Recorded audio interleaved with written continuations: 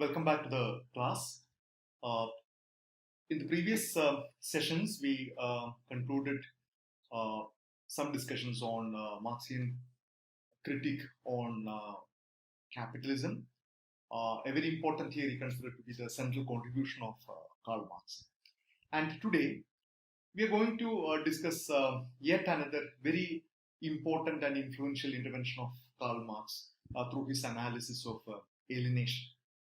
And this concept has really attracted the attention of a wide spectrum of scholars, starting from political scientists, philosophers, sociologists, and a host of other people, as a very, very important intervention of Karl Marx in his attempt to understand the human condition in the modern times. And this term alienation, it is still important because even in this contemporary era of late modernity, discussions about alienation, discussions about human beings feeling kind of estranged from their own society, human beings feeling kind of worthless in this particular society. Human beings are not able to find meanings in their existence. So these terms are these kind of concerns are discussed and debated heavily even in the contemporary times. So of course, this is not a term invented or discovered by Karl Marx. It is not his original contribution. He improvised upon the Hegelian understanding of alienation, but the kind of a material take that Karl Marx provided to this particular understanding or this particular term is something quite interesting. We will see that how he borrowed this particular idea. He was heavily influenced by Hegel, especially during his youthful period, and most of his writings, of especially on alienation with its philosophical moorings, appear in the early career of Karl Marx. So it's a very fascinating theme. Marx derived the concept from Hegel, transforming it from an essentially idealist to a materialist and critical concept. So this is one of the most important points that we need to keep it in mind. This is not an original concern developed by Karl Marx in his youthful period.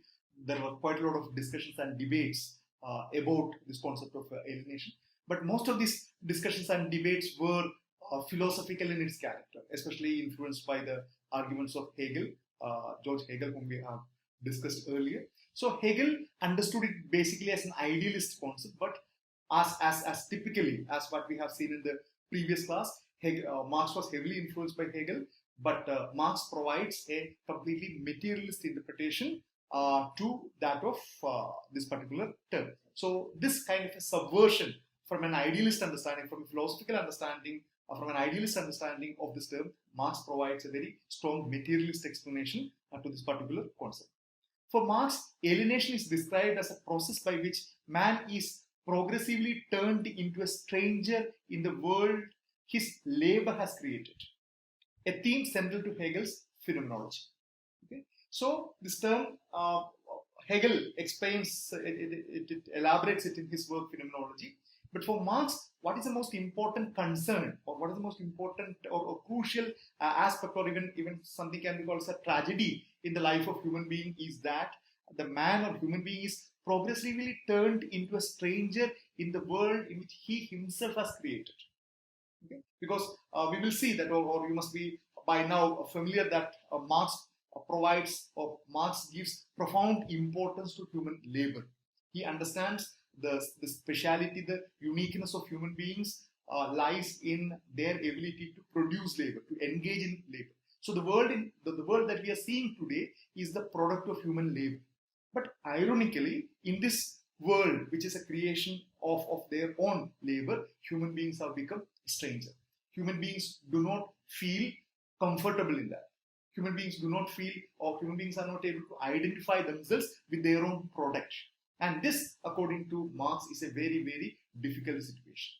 So it is also the theme of Feuerbach's Essence of Christianity, which exercised a profound impact on Marx's earlier works, helping him to translate Hegel's idealist structures into materialist ones. So these are the two major influences on Marx.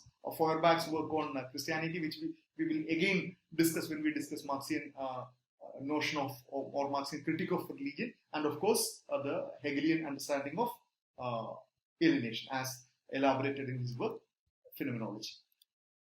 For Hegel, alienation is a manifestation of unhappy consciousness. This is a very important argument. As in the case of any idealist, Hegel understood that the root cause of alienation, why that Hegel understands that, or Hegel acknowledges that quite a lot of people, human beings in this contemporary society feel estranged, okay, feel distanced from their own world. But Hegel found the root cause as something lies in the consciousness of human being, that lies in the realm of ideas. So he understood alienation as a manifestation of an unhappy consciousness. It refers to the finite individual's self-consciousness, which mistakenly conceives of its own spiritual essence as being outside it and opposed to it.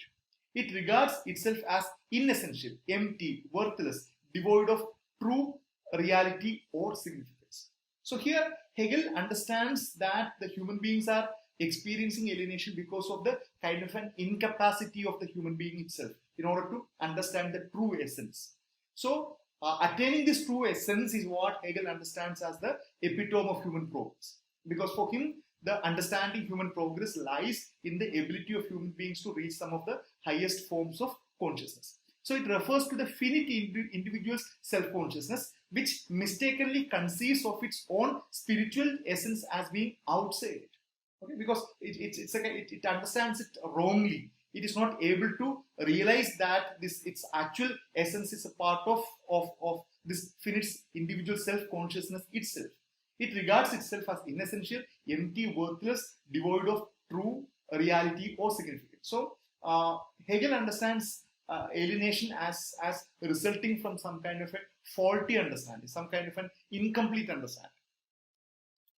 For Hegel, unhappy consciousness is an important step in human history because for the first time in the unhappy consciousness, spirit's particularity in the form of an individual human person first becomes an object of awareness. So as we discussed in the previous class, Hegel understands this transformation of humanity, transformations of human society as a transformation realized through the advancements in the ability of human beings to think, the kind of the development of various ideas that human beings are able to understand and then nurture with them.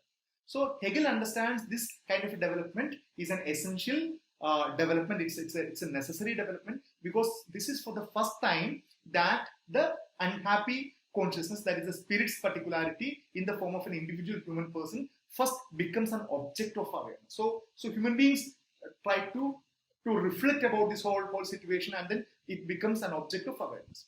The alienation of the unhappy consciousness is just a matter of finite spirit's imperfect knowledge of its own infinite essence. So ideally, Hegel would argue that human beings is a part of the infinite essence of the higher spirit that he understands, but the human beings are not able to really understand that. They are in a kind of a false consciousness, not in the Marxian sense, but they are really not able to understand the true situation as per Hegelian understanding. The only remedy for alienation is the attainment of a higher stage of self-knowledge, where God and humanity are seen to be fundamentally in harmony. We discussed in the previous session that Hegel was a believer, and his Hegelian philosophy was heavily influenced by Christianity. So for Hegel, a person will be able to come out of alienation only when he or she realizes the oneness of human being with that of the God. The only remedy for alienation is the attainment of a higher state of self-knowledge, where God and humanity are seen to be fundamentally in harmony. Okay? So it's again, human beings are suffering. Human beings are feeling this deep sense of estrangement because they are not able to understand that in reality they and the God are essentially in harmony and they share the similar kind of spirit. So Hegel understands the root cause of alienation as residing in the inability of human beings to understand certain things, again at the realm of ideas. Hegelian idea that human beings are unable to realize their self-actualization due to a series of negations in their existence, as in the case of his dialectical idealism. So this self-actualization is not yet realized, and it's basically due to a series of negations in their existence. And of course, this idea was original to Hegel, and at the same time, Marx also has a very interesting engagement with Feuerbach, a very important scholar whom we again mentioned when we discussed the intellectual influences in Marxian life. So Feuerbach's theory of religious alienation also heavily influenced by Hegel, but Feuerbach also was not a believer. He was critical of religion, but there is a very interesting difference between Feuerbach's critique of religion and Marxian critique of religion, which we will discuss in the coming session. So Feuerbach criticizes Hegel's notion of an abstract spiritual world as it is similar to religion, established the anthropological explanation of religion. So Feuerbach was not a believer, so he did not believe in anything divine about the religion. Rather, he used the anthropological explanation, some kind of anthropological explanation, why that human beings or religion is a universal institution, why that every society you will find some or the other sort of religion. So he tried to provide an anthropological explanation of religion, did not agree with that of Hegelian understanding of religion. So, according to Feuerbach, humans unwittingly project essence to God, assign non-human qualities, makes human beings look imperfect in comparison, and lead a life in accordance to the regulations imposed by the God.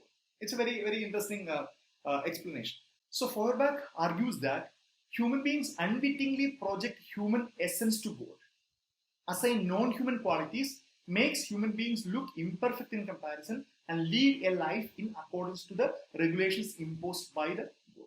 So Feuerbach argues that the human beings project human essence to God, and also assign non-human qualities, a whole set of qualities that are beyond the purview of human beings are attributed to God. God is omnipresent, he is omnipotent, and he can decide people's life. He can hold he can completely define and then decide the destiny of each and every individual. He can control the nature. So a host of non-human qualities and abilities are attributed to the God, and then in comparison with the God, you realize that you are very, very insignificant. Make human beings look imperfect in comparison, and lead a life in accordance to the regulations imposed by the God. In essence, as I mentioned earlier, this is a kind of an anthropological explanation. Why that human beings require the figure of a God. So essentially, Feuerbach is arguing that the human beings attribute these kind of non-human or superhuman abilities to God, and then look down upon themselves, and then lead a more regulated life, okay, imposed by the God. Religion is thus the disuniting of human beings from themselves. So Feuerbach also is critical of religion. So but the explanation is quite different. But Marx criticizes Feuerbach, while Marx agrees with Feuerbach to a large extent, because Marx does not agree with Hegelian's idealist argument. Religion does not have anything divine about it, and Marx agrees with Feuerbach that it is a social phenomenon, but Marx also has his fair bit of criticism against Feuerbach. Marx agrees with Hegel and Feuerbach that alienation is closely associated with certain kinds of false consciousness about one's essence. Agreed? Because both Hegel and Feuerbach argues that people do not really understand the true reality.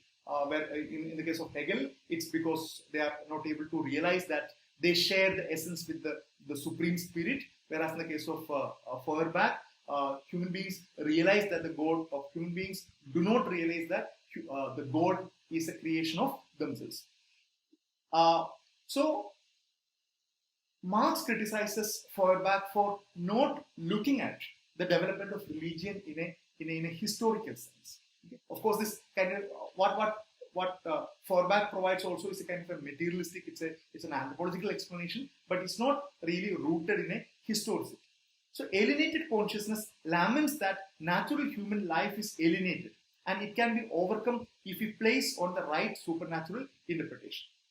For Marx, unhappy consciousness tells the truth it laments, not in its consolations. It's a very interesting argument. So Marx argues that alienated consciousness laments. Laments means it cries that the natural human life is alienated and it can be overcome if we place in it the right supernatural interpretation. Okay? So we that human beings lead a very miserable life, and especially the alienated people, they don't find any meaning or happiness in their life. They all the time lament about this lack of certain thing, lack of importance, lack of being able to find certain higher meanings in their life. Okay, so this alienated consciousness lament that natural human life is alienated and it can be overcome if we place on it the right supernatural interpretation.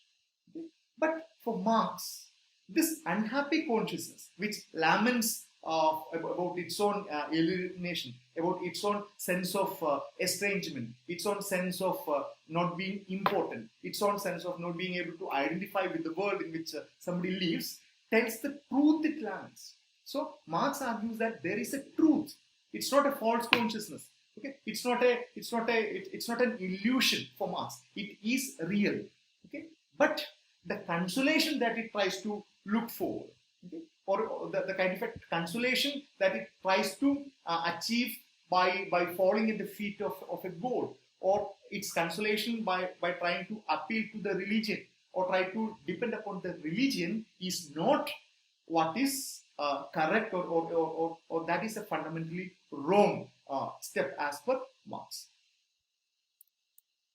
And in this work, the Economic and Philosophy Manuscripts, 1844, Marx criticizes Hegel for locating the oppositions and negations that cause the estrangement of man in abstract philosophical concepts, and argues that they be located in the material world, especially the economic realities. So Marx, he brings forth his sharp materialistic turn, or his sharp materialistic argument that the kind of, if people in general, if a society in general, or are experiencing a sense of estrangement, if they experience a sense of not being worthy, then it has to be, the root cause has to be analyzed in the material world, especially in the economic realities, and not in certain kind of realms of ideas, not in certain kind of realms of beliefs and abilities.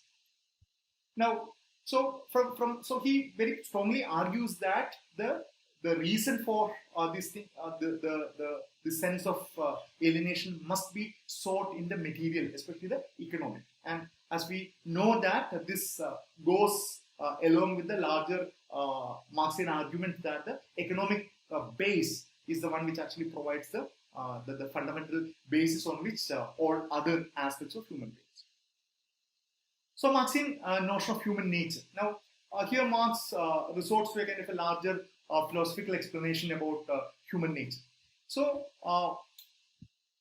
one of the most important aspects that Marx argues here is a discussion about what he understands it as a very essential nature of human beings. I have mentioned it several times. What is that something defines human beings? Or what is that something demarcates human beings from other animals or other species? What is something so unique about human beings? And as per Marxian explanation, it is their ability to labor. It is their ability, their laboring activity is the one which actually distinguishes human beings from other animals or other species in the world. Because no other animal, you know that human beings are not the fastest, they are not the strongest, they are not in terms of physical ability, human beings are absolutely vulnerable. There are a host of other animals in the world who are much faster, much stronger, than human beings. But why that human beings are able to control the whole world? And that is because their laboring activity, their intellectual ability to, their ability to combine their intellectual their intellect with that of the tools and ability to produce. So it helps to exert control over nature. It's a source of human existence, and it is also a very important source of human self-definition. So this laboring activity, the ability of human beings to produce certain thing, according to Marx, is something so fundamental to their self-definition. How a human being defines himself or herself is something so closely connected with the way in which he or she engages in this kind of a laboring activity. So a typical Marxian explanation, the way in which the human beings work, human beings engage in productive activity is something so central, not only for meeting their basic requirements, but even to have a definitive sense of themselves, definitive definition of themselves. So Marx defines alienation as a process whereby exchange value comes to dominate use value, in which the worker increasingly defines historically specific capitalist social relations as natural and inescapable. I hope you remember the discussion we had about exchange value and use value, and he discusses that in the pre-capitalist economic transaction, it was the use value which had more prominence, whereas in the capitalist era, it is the exchange value which continues to be the dominant one. So Marx argues that in the exchange value comes to dominate use value. This is where he also develops his theory about this fetishism of commodities, in which the worker increasingly defines historically specific capitalist social relations as natural and inescapable. So Marx argues that human beings define this particular period of capitalist economy as per Marxian argument that it is only a transient, it's only a temporary one. It is not a permanent situation, because Marx believed that capitalism will crumble under its own weight, under its own under its own contradictions, and a new classless society will emerge. But the workers or the ordinary human beings do not consider it that way. They consider it as natural and inescapable. And so Marx, delineates a kind of couple of more specific ways in which human beings experience this alienation. Marx talks about alienation from the product, lacks of ownership of means of production. Products enter in the system of exchange, creates no value. So one of the important points that we discussed so far is about, especially about the capitalist system, is that human beings the workers do not own the means of production. The means of production are owned completely by the bourgeoisie, and human beings are only, or the workers are only forced to sell their labor. So in a capitalist system, the workers do not own the means of production, and the product enters into a system of exchange, creates no use value. So, this is something quite familiar to us. And Marx gives the example of a potter who owns the soil, who owns the potter's wheel, who is involved in the production of a pot by himself, and he sells it to somebody, and he is able to see that that pot is being made use by the person. So that provides a deep sense of gratification, deep sense of satisfaction to the person who created it. Whereas in a capitalist era, a worker does not even know what he's producing, because most of the time the worker must be producing a small fraction of a large product, or his individual contribution into a large assembly line could be very minuscule. It will be extremely limited. So human beings are not able to identify themselves with the kind of product that they are producing. And then alienation from the productive activity. How this whole experience of producing certain things, how that can be quite alienating. Marx argues that human beings lose control over the capacity of laboring activity to affirm their being and define their self-existence. Okay? This activity of producing certain things is so central to Marxian argument. It's not a mechanical thing that you do certain thing and get some money. But Marx argues that human beings really identify themselves. Human beings really discover themselves, define themselves in the process of this production. But in a capitalist era, human beings lose control over the capacity of laboring activity to affirm their being and define their self-existence. They're always, their working condition is always decided by somebody else. And alienation with respect to the social relations of the worker to himself in the form of material satisfaction and to the outer world, to the history and society. So there is an alienation with respect to the social relation of the worker to himself in the form of a material satisfaction and to the outer world, to the history and society. So human being is, the worker is not even able to do justice to himself, is not able to do justice to his fellow society and to the history at large. Workers feel at home when they are not working, and when they are working, they are not at home. A very, very interesting, very powerful statement. Workers feel at home when they are not working.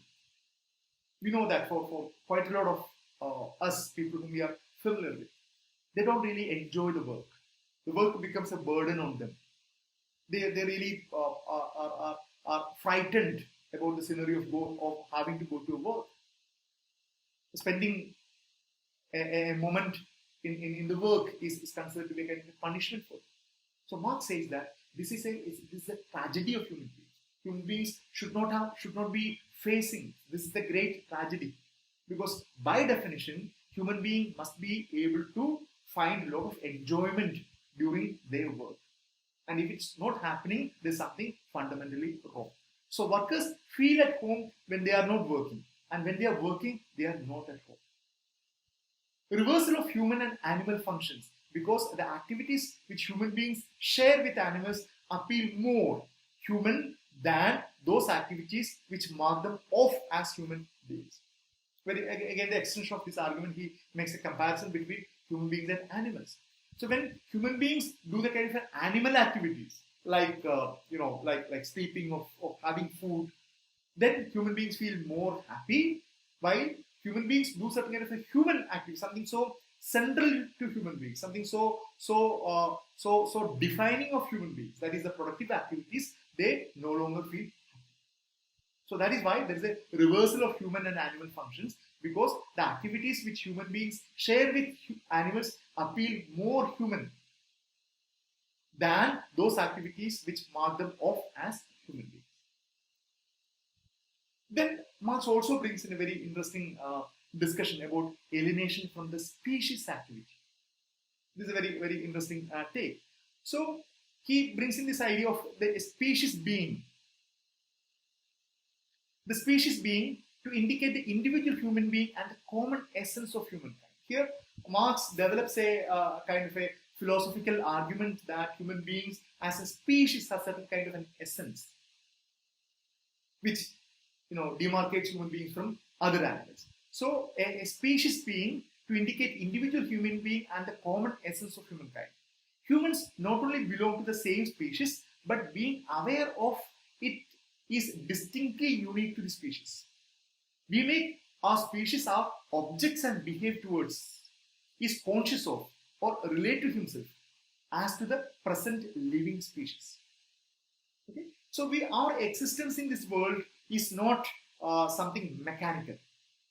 He argues that we identify ourselves as a member of this society, and because of our unique ability, we are able to object this human society in a very objective manner, and we make our species our objects and behave towards it. But we are being aware of it distinctly unique, but being aware of it. Okay? So it's not that we simply exist as human beings, but we understand that we belong to this particular species, and this particular species has a particular destiny not in something given by the God, but as per the Marxian argument, that they are supposed to reach a much more better state of affairs, a state where there is nobody experiences alienation, a state where there is no class, there is no exploitation. So we are able to identify ourselves and also subject to are also able to look at the species in as if they are the objects of our understanding. And now, species consciousness and alienation. So, species consciousness as an individual consciousness as well as humanity as a whole. So, every human being has a consciousness about himself or herself and also about the consciousness as a humanity as a whole. So, Marx argues that human beings needs to affirm, confirm and actualize one's human species essence. This is based on an individual satisfaction of a natural vocation. It is the extent to which the human beings as species being has become himself and grasped himself. Alienation is thus the separation and estrangement of individuals from their human essence. So, human beings feel estranged from the product, from the productive activity, and here Marx argues that human beings are even estranged from their species consciousness because of this very abject, miserable condition. Human being is not able even to realize their species consciousness, that he is able to identify himself with the larger society and then understand its historical role. This is based on an individual satisfaction of a natural vocation, and this natural vocation is very hard to come by in a capitalist society. It is the extent to which the human being as a species being has become himself and grasped himself. Alienation as the failure or inability to actualize one's human essential powers, and this essential power has been seen as the power of labor. So every laboring activity becomes a painful activity. The workers do not enjoy, rather they are exploited miserably, and that prevents them from developing this kind of a species consciousness. The alienation of the working class is the alienation of the whole society. The exploitative relations between capital and labor seeps through the entire social structure, and an inhuman power rules everywhere. So this alienation of the working class is the alienation of the whole society. So that's what Marx argues repeatedly. You can't understand the plight of workers as their own problem, because the workers, as per Marx, workers really represent the essence of humanity. And the alienation of the working class is the alienation of the whole society. The exploitative relation between capital and labor seeps through the entire social structure, and an inhuman power rules everything. So Marx, he imagines a time when a worker works for 8 hours, sleeps for 8 hours, and then the other remaining 8 hours he spends in very important intellectual activities. He reads, he goes for fishing. So he's able to develop as a full human being, not somebody who is under the yoke, not somebody who feels estranged, not somebody who is exploited. So the promise of the revolution is, for Marx, is a promise of escape from the perpetual situation of alienation. So this particular take of Marx towards alienation, this particular argument has been extremely influential. And when capitalism assumes different character, we understand that the working condition, the situation of the workers, it does not get better. When you look at the way in which people work in some of the late capital societies, for example, in a whole set of new situations, the work has been seen as highly alienating. You work only because you need to feed yourself. You need to take care of some of your very basic activities. You no longer enjoy it. You don't even know what you are doing. Even this whole examples of call center workers is often seen as an extreme example of that. The people in India, call center employees who have to work in the night schedules, and they have to pretend a completely different accent and to speak to people whom they don't even see. So these are highly alienating experience as per the Marxian account. So this materialist turn that Marx provided has been extremely influential in the analysis of this whole concept of alienation, something developed by Hegel and then further developed by Further. Okay? So we will conclude this session and then we'll continue next class. Thank you.